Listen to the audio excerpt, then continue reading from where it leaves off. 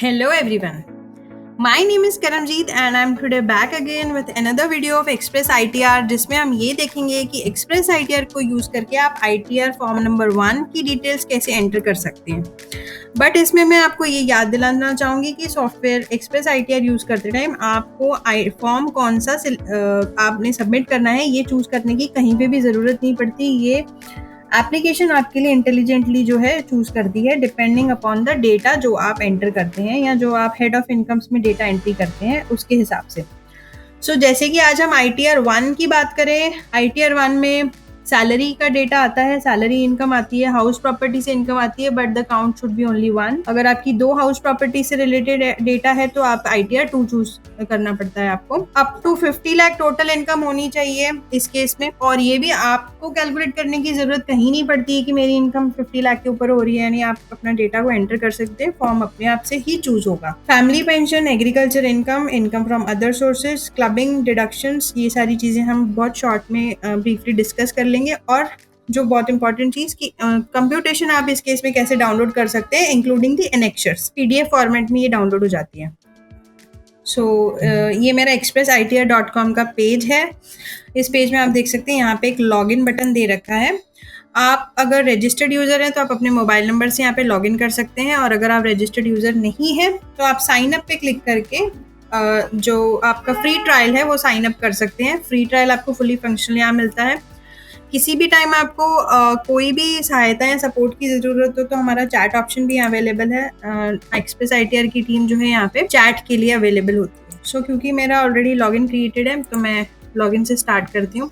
This is my client master page. Client master page पे आती है, मैंने अपना क्लाइंट चूज़ कर लिया जिस पे मुझे वर्क करना है। इसमें ITR समरी में प्रिपेयर बटन होता है स्टेटस में। मैंने प्रिपेयर बटन पे जैसे ही क्लिक कर दिया तो मुझे यहाँ पर सबसे पहला जो पेज ओपन हो जाता है वो है सैलरी इनकम का। सैलरी में बहुत अच्छी चीज़ ये होती है कि आपको पता है कि आपकी डेटा ये ऑलरेडी AIS में होती है, बिकॉज फॉर्म 16 सैलरी के केस में आपके इशू हो ही चुके होते हैं। ये डेटा आपके पास एक्सप्रेस ITR में भी AIS से ऑटोमेटिकली अवेलेबल आता है। राइट साइड की ऑफ द स्क्रीन में आप देखिए AIS यहाँ पे दिख रहा है, बट ये बटन डिसेबल्ड है। अब इसको कैसे इनेबल किया जाए, आप अपना टाइप सिलेक्ट करेंगे तो ये जो नीचे ऑटोफिल इनेबल हो जाता है। तो जैसे ही मैंने यहाँ पे टाइप ऑफ एम्प्लॉयर सिलेक्ट कर लिया, यहाँ पे ऑटोफिल बटन पे क्लिक कर दिया तो मेरी सारी डिटेल्स ऑटोमेटिकली सही से अपने कॉलम्स में चली गई हैं। तो मुझे और कुछ करने की सैलरी के केस में ज़रूरत नहीं है। देखिए, आप देख सकते हैं कि बहुत ही ईजिली मैंने यहाँ पे सैलरी से रिलेटेड डेटा एंटर कर लिया है। सिर्फ एक सिंगल क्लिक पे मैंने सिर्फ ऑटोफिल पे क्लिक किया और डेटा एंटर हो गया। इसके बाद हम आ जाते हैं house property income. House property के केस में इन असेसी का AIS में कोई डेटा अवेलेबल नहीं है, बट अगर आप रिपोर्ट करना चाहते हैं या फिर जैसे हम अभी यूजर्स को इसके बारे में ट्यूटोरियल देना चाहते हैं तो मैं एक प्रॉपर्टी इनकम आपको ऐड करके दिखाना चाहूँगी SOP के केस में। यहाँ पे कुछ मैंने डमी एड्रेसेस डाल देते हैं लाइकवाइज, और मैं डेट ऑफ बोरोइंग यहाँ पे फिलहाल के लिए 2015 ईयर की ले लेती हूँ, and completion I take as 2023, और मैंने करंट ईयर इंटरेस्ट यहाँ पे नोइंगली 2 लाख डाला है। जैसे ही मैंने यहाँ पे इंटरेस्ट 2 लाख एंटर किया, अपने आप यहाँ पे 30,000 आ गया। ये कैसे आया? बिकॉज आपकी जो डेट ऑफ बोरोइंग है और जो कंप्लीशन डेट है इसमें क्योंकि 5 इयर्स का जो गैप है लैप्स हो चुका है, तो ये टोटल प्री कंस्ट्रक्शन इंटरेस्ट जो कि 30,000 ही अलाउ होता है, उससे ध्यान में रखते हुए यहाँ पे सिर्फ आपको देख सकते हैं 30,000 आपका सिलेक्ट हो गया है। अब अगर मैं ये डेट को चेंज टू 2019 कर दूंगी तो मेरे पूरा ही 2 लाख अलाउ हो जाएगा। यहाँ पे देख सकते हैं, अब यहाँ पे मेरा 2 लाख का डिडक्शन जो है मेरा एंटर हो चुका है। दूसरी चीज़ साथ ही में मैं ये बताना चाहती हूँ कि अगर आप इस किसी भी वक्त वर्क करते हुए अपने रिजीम को स्विच करना चाहें तो आप देख सकते हैं ऊपर टॉप साइड में न्यू रिजीम यहाँ पर और ओल्ड रिजीम, ये एक टॉगल बटन दिया हुआ है। जैसे ही आप न्यू में जाते हैं या ओल्ड में जाते हैं उसके हिसाब से आपकी जो कंप्यूटेशन है वो चेंज हो जाएगी, और आप old versus new tax regime का जो समरी व्यू है वो आप डेटा एंटर करते ही साथ यहाँ पे देख सकते हैं। जैसे अब हाउस प्रॉपर्टी है, ओल्ड रिजीम में इसका बेनिफिट अवेलेबल है SOP के केस में, और न्यू रिजीम में एसओपी के केस में यानी कि सेल्फ ऑक्यूपाइड के केस में अवेलेबल नहीं होता, तो इसलिए यहाँ पे 0 आ रहा है। इसके बाद हम आ जाते हैं, क्योंकि बिजनेस एंड प्रोफेशन और कैपिटल गेन का डेटा बिल्कुल नहीं जाता है। अब हम अदर सोर्सेज पे आ जाते हैं। अदर सोर्सेज में ऑलरेडी मेरे पास AIS अदर सोर्सेज से अवेलेबल था। राइट कॉर्नर में मैंने जैसे ही यहाँ पे ऑटोफिल बटन क्लिक किया, मेरा डेटा जहाँ पे भी वेर एवर एप्लीकेबल अपने आप से ये फेच हो चुका है। फैमिली पेंशन रिलेटेड डेटा है तो आप यहाँ पे एंटर कर सकते हैं फैमिली पेंशन को, एंड जो भी आपकी इंटरेस्ट इनकम है, अगर अदर इंटरेस्ट है कुछ तो आप उसको यहाँ पे एंटर कर सकते हैं। बट जो भी डेटा जैसे कि FDR का और सेविंग बैंक इंटरेस्ट का डेटा AIS से अवेलेबल होके मिलता है, इसलिए वो आपका ऑटो पॉपुलेट हो चुका है। इसके बाद हम आ जाते हैं कि एग्जेम्प्ट इनकम, यानी कि अगर आपकी एग्रीकल्चर इनकम है अप टू 5000, क्योंकि ITR 1 में अप टू 5000 ही अलाउ होती है। अगेन मैं यहाँ पे फॉर्म वाइज बिल्कुल भी आपको सजेस्ट नहीं करूँगी, ये मैं सिर्फ इसलिए बता रही हूँ क्योंकि आज हम फॉर्म ITR 1 की बात कर रहे हैं, तो बिकॉज उसमें 5000 एंटर करना होता है। बट अगर मोर देन दैट है तो उसके हिसाब से फिर आपका फॉर्म टाइप भी जो है वो चेंज हो जाता है। तो फिलहाल मैंने यहाँ पे 4900 एग्रीकल्चर रिसीप्ट जो है वो एंटर कर लिए हैं। सो ये था मेरा डेटा। इसमें एक लास्ट चीज़ जो कि क्लबिंग, यानी कि अगर आपके स्पाउस की इनकम या किसी माइनर चाइल्ड की इनकम जो है वो आपने ऐड करनी है तो आप उसको ऐड कर सकते हैं। अब जैसे यहाँ पे मैं एक छोटा सा हम ऐड करके देख लेते हैं डेटा। रिलेशनशिप आप सिलेक्ट करेंगे माइनर, हेड ऑफ इनकम, यानी कि आपने उसको किस हेड ऑफ इनकम में ऐड करा है अदर सोर्सेज में और कितना अमाउंट ऐड किया है। सो 1000 हम ये मान के चल रहे हैं कि जो अदर सोर्सेज में यहाँ पर डेटा है इसमें 1000 जो डेटा है वो माइनर का ऐड हुआ है। सो इस तरीके से हम यहाँ पे इसकी रिपोर्टिंग क्लबिंग ऑफ इनकम के जो ड्रॉअर है उसमें सेपरेटली ये सिर्फ बता देंगे कि हमने किस हेड ऑफ इनकम में माइनर की या स्पाउस के केस में स्पाउस की इनकम को इंक्लूड किया हुआ है। सो इस केस में मैंने अदर सोर्सेज में इंक्लूड किया हुआ है। So I just selected the details and I am done. इसके बाद डिडक्शंस की अगर मैं बात करूं तो डिडक्शंस आपके पास इंडिविजुअल के केस में जो भी अवेलेबल होती हैं यहाँ पे वो सारी ही आपको यहाँ पे दिख जाएंगी। सो मेरे पास 80C की कुछ डिडक्शंस मैंने ऑलरेडी एंटर करके रखी हुई हैं, यहाँ पे आप देख सकते हैं। जैसे ही आप इस एरो बटन पे क्लिक करते हैं तो ये जो जैसे 80C की डिडक्शंस है ये सारी खुल जाती हैं, पूरी ये कोलैप्स हो जाएंगी, दोबारा से एक्सपांड हो जाती हैं, सॉरी। एंड 80CCD 1 से है वो भी ऐसे एक्सपांड हो जाती है। सो दिस इज़ हाउ आप हर एक डिडक्शन को एक्सपांड करके उसमें डेटा एंटर कर सकते हैं। एग्जैक्टली आपकी डिडक्शंस में पूरा डेटा क्या है वो आप समरी व्यू पे यहाँ पे जाकर समझ सकते हैं कि आपकी डिडक्शंस की समरी क्या है। सो दिस इज़ हाउ मैंने एक छोटा सा रिटर्न यहाँ से प्रिपेयर किया है। लास्ट हम ड्रॉ देखते हैं टैक्स डिटेल्स। टैक्स डिटेल्स में 26A से आपका जो डेटा जहाँ पे DDS की इंफॉर्मेशन अवेलेबल होती है ऑलरेडी फेच्ड होता है। आप जैसे ही यहाँ पे क्लिक करते हैं राइट साइड में आपके पास 2 ऑप्शन आ जाते हैं, अपेंड और ओवरराइट का। अपेंड मीन्स आपका एग्जिस्टिंग डेटा भी रह जाएगा और जो कोई नया डेटा अगर आप और इसमें ऐड करना चाहते हैं तो अपेंड बटन पे क्लिक करेंगे आप, और अगर आप पुराने डेटा को रिप्लेस करना चाहते हैं एंट्रीज को तो आप ओवरराइट पे क्लिक करेंगे। और इस तरीके से आपका टैक्स डिटेल्स का जो डेटा है, जैसे कि मेरे केस में सिर्फ सैलरी का डेटा था तो ये यहाँ पे फेच हो चुका है। इसके बाद सेकेंड लास्ट स्टेप जो हमारा कंप्यूटेशन, कि एग्जैक्टली मेरी क्या कंप्यूटेशन यहाँ पे बन रही है डिपेंडिंग अपॉन द डेटा जो मैंने एंटर किया था वो आप यहाँ पे देख सकते हैं।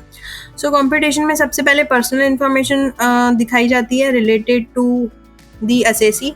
उसके बाद हर एक हेड ऑफ इनकम वाइज, यानी कि इनकम ऑफ सैलरी में आपका क्या फाइनल टैक्सेबल सैलरी क्या बन रही है वो एकदम आउटर मोस्ट कॉलम में यहाँ पे दिख जाती है।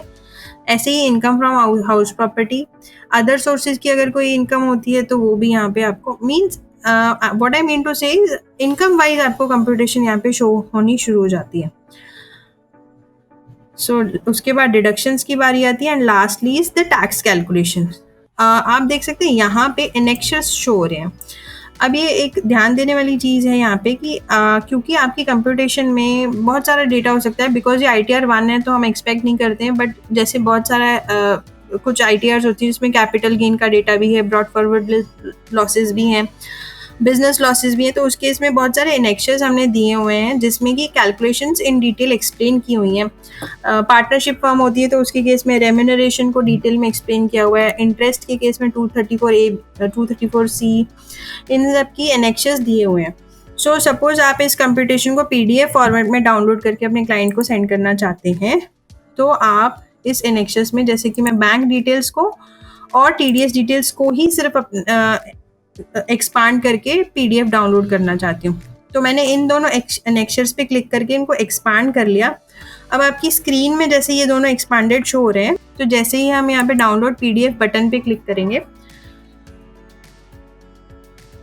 और इसको ओपन करेंगे तो PDF फॉर्म में भी यही दो एनेक्शर्स एक्सपांडेड फॉर्म में आपको शो हो जाएंगे। ये देखिए। सो दिस इज हाउ आपके पास एक ऑप्शन मिल जाता है कि आप सारे एनेक्शर्स को प्रिंट करना चाहते हैं, सॉरी PDF में लेना चाहते हैं, PDF में लेके प्रिंट करना चाहते हैं, या फिर कुछ ही एक को लेना चाहते हैं। So this is how annexures of computation work, और आपकी नेट टैक्स लायबिलिटी एंड सारी डिटेल्स आप PDF में आप चेक कर सकते हैं। And the last step is e filing. E filing पे जाएंगे हम, तो बेसिक इन्फॉर्मेशन जो एक ITR फॉर्म से रिलेटेड होती है कि आप किस प्रोविजन में फाइल कर रहे हैं, आप FII और FPI तो नहीं है, 115H। अगर आपकी 10E यहाँ पे अगर आपकी 10E ऑलरेडी फाइल्ड है, 10IE फॉर बिजनेस के केसेस में बात करेंगे हम, तो उसका भी डेटा यहाँ पे ऑटोमेटिकली फेच हो जाता है। या फिर अगर आपकी रिक्वायरमेंट है फाइल करने की, तो सॉफ्टवेयर ऑटोमेटिकली सेंस करके 10IE फाइल कर देगा। हम इसके लिए भी एक ट्यूटोरियल वीडियो बनाएंगे कि ऐसे केसेस में फॉर्म 10IE अपने आप कैसे फाइल हो जाता है before filing your tax returns. So basic information के बाद रेसिडेंशियल स्टेटस आप चूज कर सकते हैं। Second tab is for residential status. Then director या शेयर होल्डिंग डिटेल्स इस असेसी की। कोई फॉरेन एसेट्स हैं तो वो आपके यहाँ पे शेड्यूल FA में शो हो जाते हैं। एंड आपकी assets and liability at the end of year, but ये ITR 1 के केस में खैर एप्लीकेबल ही नहीं होगी, बिकॉज ये 50 लाख एक्सीड के केस में देनी होती है। And the final step is review and e filing. So review and e filing पे आपको सबसे पहला यहाँ पे सेक्शन हो जाता है जहाँ जो दिखाया जाता है वो कि AIS और 26AS में जो आपकी टैक्स डिटेल्स हैं और जो आपने कंप्यूटेशन ऑफ इनकम में क्लेम किए हैं उसमें अगर कोई वेरिएंस होती है, शॉर्ट डिडक्शन है या एक्सेस क्लेम किया है, जो कि आपको इनकम टैक्स डिपार्टमेंट बताता है after processing, but express ITR में आप इसको पहले ही समझ सकते हैं डिटेल्स को। इसके बाद आपका जो रीज़न फॉर ITR 1 सिलेक्शन है वो आप को सॉफ्टवेयर यहाँ पे बता देता है कि क्या रीज़न है ITR 1 सिलेक्ट करने का। शुरू से आपने देखा होगा मैंने ये कहीं भी नहीं मेंशन किया कि मैं ITR 1 फॉर्म चूज कर रही हूँ, बट मैंने जो डेटा एंटर किया है उसके बेसिस पे यहाँ पे ITR 1 फॉर्म ही अपने आप जो है वो चूज हो चुका है। और इस रिटर्न में मेरी कोई भी एरर्स नहीं है। अगर एरर्स होती हैं तो यहाँ पर शो हो जाएंगी, वार्निंग्स भी यहाँ पे शो हो जाती हैं। सो दिस इज हाउ आप अपने एरर्स और वार्निंग्स को देख के करेक्ट कर सकते हैं इस टेबल से। इसके बाद आपको वेरिफिकेशन डिटेल्स यहाँ एंटर करनी है कि signed in the capacity of self या रिप्रेजेंटेटिव एंड सेल्फ डिटेल्स, तो ये आपके क्लाइंट मास्टर से ऑटोमेटिकली फैच हो जाती हैं। अब रिटर्न फाइल करने के दो तरीके हैं। या तो आप यहाँ पे जेसन फाइल को डाउनलोड कर लीजिए और ये जो ITD पोर्टल का लॉगिन दिया हुआ है डायरेक्ट, इस पर क्लिक करके मैनुअली फाइल अटैच करिए, but I would not suggest you by going this. आप यहाँ पे प्रोसीड फॉर E-फाइलिंग पे क्लिक करके ऑटोमेटिकली अपना रिटर्न प्रोसीजर जो है वो कर सकते हैं। एंड देन इनकम टैक्स की वेबसाइट पे ये रीडायरेक्ट हो जाता है और आपकी रिटर्न को सबमिट करवा देता है सक्सेसफुली आफ्टर द OTP। सो इस तरीके से आप एक्सप्रेस ITR यूज करके अपनी ITR 1 रिटर्न को फाइल कर सकते हैं। Do let us know if you need more tutorial videos like this, and I would request you all to do a free sign up on Express ITR website. In fact, for Express GST and Express TDS also, please do a free trial sign up and explore the features. और अगर आपको कोई भी query आती है software use करते time, तो आप कॉल मी ऑप्शन से हमारे जो टैक्स एक्सपर्ट्स हैं उनसे कनेक्ट कर सकते हैं। यहाँ पे आपको अपना मोबाइल नंबर एंटर करना है जिस पे आप कॉल बैक चाह रहे हैं। जैसे ही आप मोबाइल नंबर एंटर करेंगे, आप और डन पे क्लिक करेंगे, आपको टीम की तरफ से अपने आप कॉल आ जाएगी, आपको कॉल लगाने की बिल्कुल भी ज़रूरत नहीं है। आई होप ये वीडियो आपको हेल्पफुल रहा होगा, and let's meet in another video. Thank you all, have a good day.